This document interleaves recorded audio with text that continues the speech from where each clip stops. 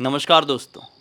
Bloody सत्य के आज के इस हैरान कर देने वाले बहुत ही ज़्यादा खौफनाक से एपिसोड में मैं आप सभी लोगों के सामने मुंबई के गोरेगांव में रहने वाले एक साधारण से परिवार के साथ घटी हुई इतनी डरावनी घटना की कहानी लेकर आ गया हूँ कि ये कहानी को सुनकर आप लोगों को अपने कानों पर विश्वास नहीं होगा कि ऐसी कोई घटना ऐसे भूत की वजह से किसी के साथ कैसे घट सकती है भाई। तो बिना देरी किए थोड़े पहले चलते हैं। ये घटना तो घटी थी सन 2022 में, लेकिन हम चलेंगे थोड़े और पहले। इस परिवार के थोड़े बैकग्राउंड को समझेंगे और तभी आगे बढ़ेंगे, तब डिटेल में समझ में आएगी कहानी। तो भैया, ये गुप्ता परिवार, दरअसल गुप्ता परिवार के जो मुखिया जी थे दिलीप गुप्ता जो जी थे ना, वो कहीं और के रहने वाले थे, मुंबई के रहने वाले नहीं थे। शायद वो बिहार के रहने वाले थे और काफ़ी सालों पहले वो मुंबई में रहने के लिए आ गए थे। यहाँ पर वो नौकरी वोकरी कर रहे थे और यहीं पर उनको एक लड़की पसंद आ गई, उनसे शादी कर लिए। अब ये हुआ कि दिलीप जी ने जब ललिता जी से शादी किए तो ललिता जी ने शादी के तुरंत बाद उनसे बता दी कि मेरे ना बहुत बड़े बड़े ड्रीम्स है, मेरे एम्बिशंस है मेरी लाइफ को लेकर। मुझे मॉडलिंग के करियर में आगे बढ़ना है। ऐसा नहीं है कि आज के ज़माने में ही लोग मॉडलिंग और एक्टिंग में जाना चाहते हैं, पहले के ज़माने से ये सब कुछ चलता आ रहा है ना। तो काफ़ी पहले की बात बता रहा हूँ, जब दिलीप जी की शादी हुई थी ललिता जी से, तब उन्होंने बताया कि शादी के लिए तो मुझे कोई आपत्ति नहीं थी, लेकिन मुझे मॉडलिंग करना है तो आप रोकिएगा मत। लेकिन दिलीप जी जो ठहरे भाई पुराने सोच वाले व्यक्ति, वो एक बहुत छोटे गांव के व्यक्ति थे। वो अपनी पत्नी को ऐसे छोटे छोटे कपड़े में बिल्कुल भी देख नहीं सकते थे। उनको बिल्कुल भी अच्छा नहीं लगता कि पराए मर्द उनसे आके मिले, रोज़ उनसे हाथ मिलाए, उनसे गले लगे। क्योंकि मॉडलिंग वर्ल्ड में थोड़ा सा ये सब कुछ थोड़ा इजी गोइंग होता है, ऐसे फ्रैंक होते हैं लोग। तो उनको ना ये चीज़ अच्छी नहीं लगती थी। शुरुआत में उन्होंने कह दिए कि ठीक है, मुझे मॉडलिंग इतनी पसंद नहीं थी क्योंकि इतना इतना सब कुछ उसमें होता है। अब जब तुम उसमें जाना ही चाहती हो तो ठीक है, लेकिन गैर मर्दों से थोड़ी दूरी बना कर रखना। वो बहुत खुश हो गई और मॉडलिंग के करियर में आगे बढ़ने के लिए अपना इंटरव्यूज़, ऑडिशंस ये सब कुछ देने लगी। कुछ ही समय बाद उन्हें प्रोजेक्ट्स मिलने लगे। अब जैसे जैसे उनको प्रोजेक्ट्स मिल रहे हैं, वैसे वैसे उनका लाइफस्टाइल चेंज होता जा रहा है। उनका रहन सहन, उनके कपड़े पहनने का तरीका और उनसे लोगों का मिलने जुलने का तरीका, सब कुछ बदलता जा रहा है। अपने दिलीप जी ये सब कुछ मतलब बर्दाश्त नहीं कर पा रहे थे। कुछ ही साल बाद, मतलब शादी को अब 5 साल हुए होंगे, वो ललिता जी को टॉर्चर करना शुरू कर दिए कि नहीं, तुम ऐसे कपड़े नहीं पहनोगी, तुम ऐसे किसी से बात नहीं करोगी, तुम रात बेरात आउटडोर शूट के लिए नहीं जाओगी, जो कुछ मुंबई में है आसपास के इलाके में वही जाओगी, जहाँ जाओगी वहाँ पर मैं भी रहूँगा। कोई फ़ोटो शूट हो रहा छोटे कपड़ों में, कुछ हो रहा, वो आके तुरंत रोक देते, वहाँ पे लड़ाई कर लेते कि ये तूने कपड़े कैसे ठीक किया, मुझसे बोलता मैं जाके करता। ऐसे करके लड़ाई करने लगे। इससे ललिता जी के करियर में बहुत बड़ा इफेक्ट पहुंचा, मतलब बहुत गड़बड़ी सी महसूस हुई। ललिता जी अब दिलीप जी से झगड़ा करने लगी कि शादी के बाद जब मैं नई नई आई थी तो तुमने तो मुझे किसी चीज़ के लिए रोके टोके नहीं, लेकिन अब क्या है।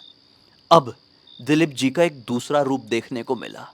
अभी तक तो दिलीप जी नॉर्मल तरीके से लड़ाई कर रहे थे, लेकिन अब दिलीप जी का व्यवहार कुछ ऐसा हो गया था भाई कि वो इस बात से टॉर्चर करने लगे कि मैंने तुझसे कुछ कभी मांगा नहीं, तेरी मुझसे शादी हुई है।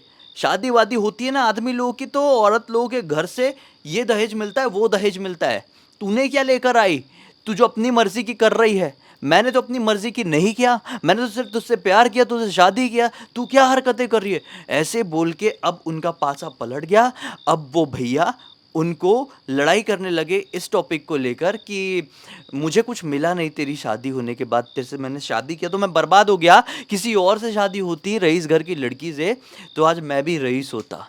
अब सिचुएशन ऐसी आ गई कि इनका मॉडलिंग करियर ख़त्म हो गया। ये टेंशन में रहने लगी बहुत कि मेरे पति को हो क्या गया है। लेकिन घड़ी यहीं पर रुकी नहीं। अब उनके पति आए दिन उनसे झगड़ा करते रहते कि जो बच्चे भी पैदा हुए हैं, मुझे ऐसा लगता है कि अब मैं क्या बोलूँ आप लोगों को, आप समझदार हैं। इस लेवल पे उनका शक चले गया था। अब इनके थे 3 बच्चे, तीनों बच्चों को लेकर वो पॉइंट ऐसे-ऐसे निकाल देते थे ना कि ये मेरे जैसा नहीं दिखता है, ये तो उसके जैसा दिखता है, मतलब इस हद तक वो लड़ाई करने के लिए चले गए थे। अब एक औरत कितना सही की, ललिता जी गलत नहीं थी, ये सिर्फ शक करते थे और उनका जीना हराम करके रख दिए थे। एक दिन ऐसा आया कि ललिता जी की तबीयत बहुत ज़्यादा खराब हो गई और इन्होंने एक डॉक्टर से बात करी, जो दिमाग के डॉक्टर होते हैं। उन्होंने तरह तरह की दवाइयाँ देना शुरू किए और उनसे ये कह दिए कि देखिए, आपके लिए अभी सबसे ज़्यादा इम्पोर्टेंट है आपका परिवार, आपका सुकून, आपकी मन की शांति। आप बाहर की सारी चीज़ें छोड़ो, ज़्यादा से ज़्यादा समय अपने बच्चों के साथ बिताओ, जैसा पति चाहते हैं वैसा ही कुछ करो, क्योंकि आप जैसा बोल रहे हो उनको छोड़कर नहीं जा सकती, तो उनके हिसाब से बनने की कोशिश करो, क्योंकि और कोई ऑप्शन आपके पास बचा नहीं है। आप छोड़ के जाना ही नहीं चाहती तो भाई एडजस्ट करना सीखो। वो एडजस्ट करने लगी, लेकिन एडजस्ट करना भी इतना ज़्यादा आसान नहीं होता है इंसानों के लिए। एक दिन ऐसा आया कि टेंशन में, जब उनके पति, उनके तीनों बच्चे घर पे नहीं थे, कहीं गए हुए थे, उन्होंने अपने गोरेगांव वाले घर के एक कमरे में खुद को खुश कर लिया। ये जो गोरेगांव की पॉश सोसाइटी में इनका जो घर आया था ना, ये वाला, ये भी ललिता जी की मॉडलिंग करियर के बदौलत ही आया हुआ था। जो खुद के करियर से कमा के घर उन्होंने खरीदी थी, उसी घर के कमरे में उन्होंने एक रात खुद को खुश कर लिया। आप लोग समझ रहे ना इसका मतलब क्या होता है? फिर क्या था, पति पहुंचे, बच्चे पहुंचे, रो रो के सबकी हालत खराब। पति भी रोया, क्यों नहीं रोएगा, वो सिर्फ शक करता था। ऐसा नहीं था कि वो प्यार नहीं करता था, वो ओवर पॉजेसिव था, वो शक करता था। खैर, इनका ऐसा होने के बाद से दिलीप जी बन गए एल्कोहलिक, बहुत शराब पीने लगे, हरदम शराब के नशे में धुत। अब उनको अपनी गलती का पछतावा हुआ था। वो पछतावा भी इस लेवल पर आकर कर रहे थे। बच्चों का पूरा ध्यान छोड़ दिए, बच्चे जी रहे हैं, पल रहे हैं, ये पी रहे हैं, ये अपना पल रहे हैं। अब इनका जो 13वीं हुई है ललिता जी की, उसी रात से जो इनकी जो सबसे बड़ी वाली लड़की थी ना, वो सो रही थी अपने बेड में। घर के कुछ मेहमान भी आए हुए हैं, बड़ा घर था तो वो हॉल में सो रहे हैं, ये अपने बेड में सो रही है। रात के 3 बजे के आसपास, ललिता जी की 13वीं के रात के 3 बजे के आसपास इनकी बड़ी बेटी अपने बेड में सो रही थी कि उसको ऐसा महसूस हुआ कि मेरे बालों को कोई ऐसा ऐसा सहला रहा है। इनको ऐसा लगा कि कोई होगा, मेहमान आया होगा, बुआ वगैरह होगी, वो ऐसा सहला रही है। जब ये सहलाना काफ़ी देर तक रुका नहीं, सोई हुई थी, 1 घंटे बाद भी फिर से महसूस हुआ कि कोई सहला ही रहा है। इसने अपनी आँख खोली और देखी तो क्या पाई कि इसके बिस्तर में, इसके जस्ट बाजू में इसकी मरी हुई माँ बैठी हुई है। ये घबराकर चिल्लाकर उठी, क्योंकि आज उसी माँ की तो 13वीं है। लेकिन वो चिल्लाकर घबराकर उठी तो सब कुछ नॉर्मल था रूम में, वो गायब थी।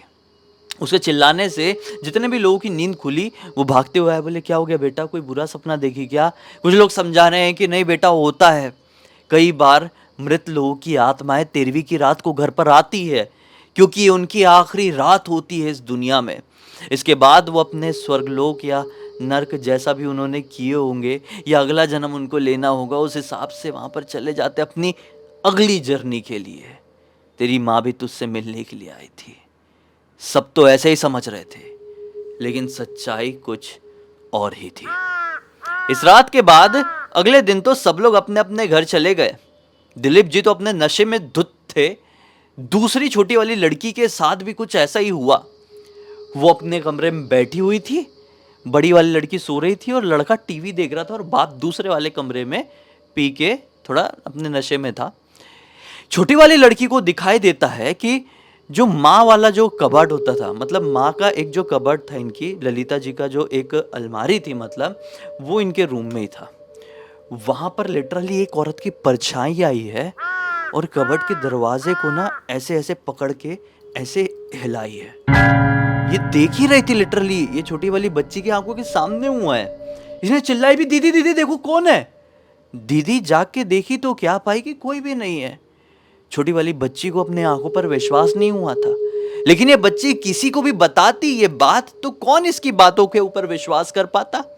ना दीदी, ना छोटा वाला भाई, और ना ही उसके पापा। पापा तो कुछ भी चीज सुनने के लिए तैयार नहीं थे। एक दिन छोटे वाले लड़के को, जो छोटी वाली लड़की से भी और छोटा वाला लड़का था, उम्र रही होगी इसकी यही कोई 12 साल के आसपास की, हाँ, इसको भी दिखाई दिया।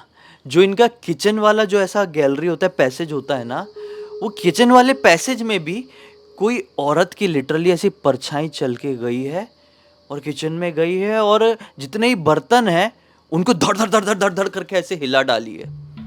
ये घबरा गया, बोला कि मैंने लिटरली दीदी, मैंने जाते हुए देखा हूँ किसी की परछाई को। किसकी परछाई हो सकती है? हमारा घर तो बंद है बाहर से और पापा तो अपने कमरे में सो रहे हैं, ये कैसे हो सकता है? इस दिन के बाद से घर की हर एक चीजें अपनी जगह बदल देती।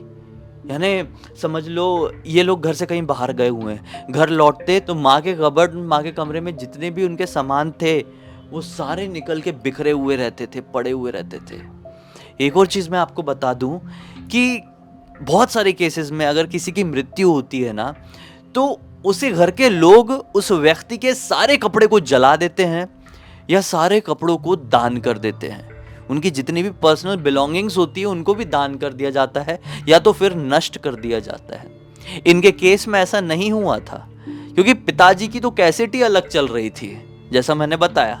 तो पिताजी ने यानी दिलीप जी ने ललिता जी के सारे कपड़ों को ना ही जलाया था और ना ही दान में दिया था। बहुत सारे कपड़े तो उनकी माँ के कबर्ड में यानी ललिता के कबर्ड में ही रखे हुए थे और वो कबर्ड बच्चों के कमरे में था। अब भैया डर के मारे बच्चे अपने बाप को कुछ बताते तो बाप यही बोलता कि तुम लोग पागल हो गए हो, तुम्हारी माँ के जैसे पागल हो गए हो। जैसे वो आखिरी टाइम में पागल हो गई थी वैसे तुम भी हो गए हो, जैसे वो मर गई वैसे तुम भी मर जाओगे। आस पड़ोस के सभी लोग समझते थे कि इनके घर में तो शॉर्ट ये हो गया है कि दिलीप ने ही ललिता को कुछ कर कुरा दिया है, लेकिन सच्चाई कुछ और थी। ये वाली बात मुझे कैसे पता चली वो आपको आगे समझ में आएगा, लेकिन आस पड़ोस के सब लोग यही समझते थे और इनके घर पे सभी लोगों ने आना बंद कर दिए थे। बच्चे टेंशन में घर के बाहर बैठे रहते रात बेरात तक, क्योंकि घर के अंदर जाते तो उन्हें कोई परछाई दिखती, किसी के होने का आभास होता, कोई उन्हें आकर बार बार टच करता, उनके बाजू में लेटा रहता।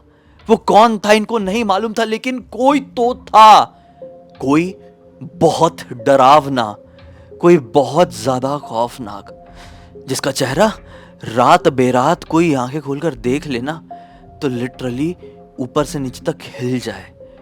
ऐसे खौफनाक चेहरे के साथ ये छोटे छोटे बच्चे अपनी जिंदगी काट रहे थे। डर के मारे काफी रातों में ऐसा होता था वो बच्चे अपने घर पर नहीं जाते थे, घर के बाहर ही बैठे हैं और बाप को तो कुछ फर्क ही नहीं पड़ रहा है। ऐसे ही एक रात 12:30 बजे के आसपास बच्चे अपनी सोसाइटी के गार्डन में बैठे हुए थे कि एक भैया थे, मतलब जो ललिता जी थी ना, मतलब बच्चों की जो माँ थी, उनका इलाज जिस डॉक्टर से चलता था, उनका जो लड़का था वो डॉक्टर का लड़का आयुष नाम का, ये बच्चों से बड़ा था, थोड़ा 1-2 साल बड़ा।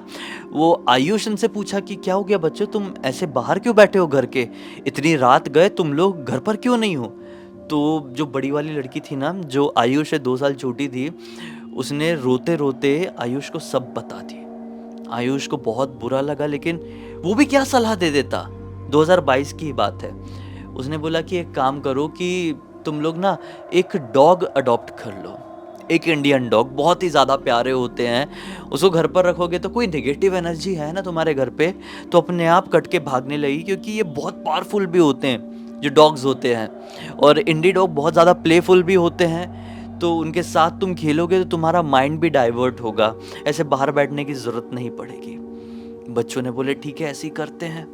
उन्होंने एक सोसाइटी में छोटा सा कुत्ता था, एक मतलब ज़्यादा समय नहीं था, ये 2 महीने पहले करीब पैदा हुआ होगा, उसको बढ़िया से पाल लिए, स्ट्रीट डॉग को बढ़िया से पाल लिए। चलो ये काम तो बहुत अच्छा किए, किसी को अच्छा जीवन दिए। खैर अब इनका रूटीन बदलने लगा, अब सुबह होती अपने डॉगी को घुमाने जाते, शाम होती घुमाने जाते। ऐसे ही एक रात को ये लोग अपने डॉगी को घुमा रहे थे और आयुष भी इनको उसी गार्डन में मिला हुआ था कि लिटरली इन लोगों ने देखे हैं कि इनके जस्ट सामने गार्डन में जो पेड़ था, वो पेड़ के पीछे कोई खड़ा हुआ है। रात का समय था, ये काफी रात थी, और ऐसा निकल निकल के इनको देखने की कोशिश कर रहा है। आयुष ने भी खुद अपनी आंखों से देखा। अब आयुष ने चिल्लाया कि कौन है, ऐसा छुप छुप के क्यों देख रहे हो हमको? ऐसे चिल्ला के ये उस तरफ गए पेड़ के पीछे, तो लिटरली वहां पर कोई भी नहीं था। और फिर अचानक से वही चमकती हुई आंखें दूसरे पेड़ की तरफ से दिखी थी। आयुष समझ गया था कि कुछ ना कुछ गड़बड़ है इन बच्चों के साथ, जो केवल घर पे ही नहीं बाहर भी इनके साथ लगकर इनके पीछे आती है। आयुष ने सोचा था कि किसी को बताऊं इस बारे में, लेकिन फिर मेरे घर पे भी यही ना बोले कि तू ये सारी चीज़ों में क्यों इन्वॉल्व हो रहा है।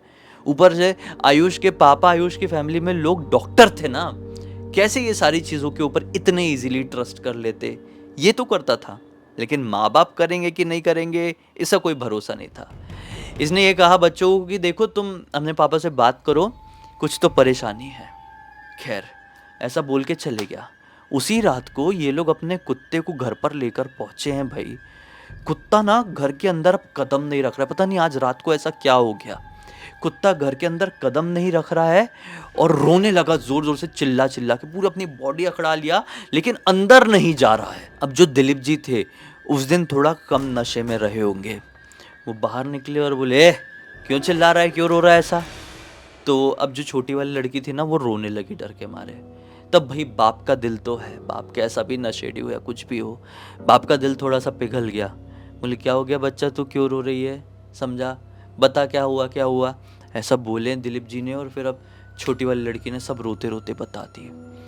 ये छोटी वाली लड़की ने इनको ये बताई ही है कि लिटरली अंदर वाले कमरे से जो वो कबर्ड था, ललिता जी का वो कबर्ड, उसको इतनी जोर से वाइब्रेट करके किसी पटकने की आवाज आई है कि जितने चारों लोग थे ना ऊपर से नीचे तक हिल गए। वो कुत्ता अपने आप को छुड़ा के वहां से मतलब लिटरली भागा है इनके घर से, सीढ़ियों से उतर के भागा है। क्योंकि अंदर वाले कमरे में लिटरली एक बहुत भारी कबर्ड, पुराना बहुत हैवी था, जिसमें ललिता जी के कपड़े थे, वो फट से किसी ने पटका है और पूरे घर में इन चारों के अलावा कोई नहीं था।